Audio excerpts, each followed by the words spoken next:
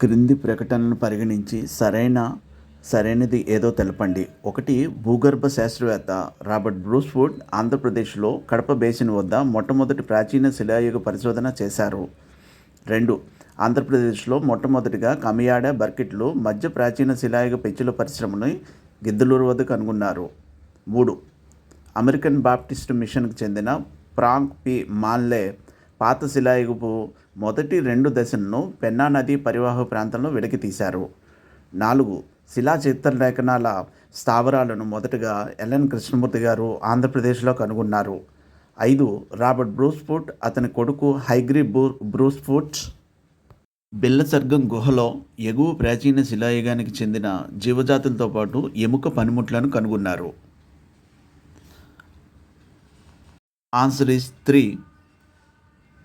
Second question, జీవన పద్ధతుల ప్రకారము ప్రస్తుత కాలంలోని గిరిజన తెగలు వారసత్వపరంగా రాతియుగ సంతానంగా చెప్పవచ్చు. పై ప్రకటనకు సంబంధించి క్రింది వాటిలో సరైన జత ఏవి? 1. చెంచులు పాతరాతి యుగ సంతానం. 2. యానాదులు కొత్తరాతి యుగ సంతానం. 3. కోయ పాతరాతి యుగ సంతానం. 4. కొండరెడ్లు నూతన శిలాయుగ సంతానం. Answer is 4. యానాదులు పాతరాతి యుగ సంతానం. కోయలు నూతన శిలాయుగ సంతానం.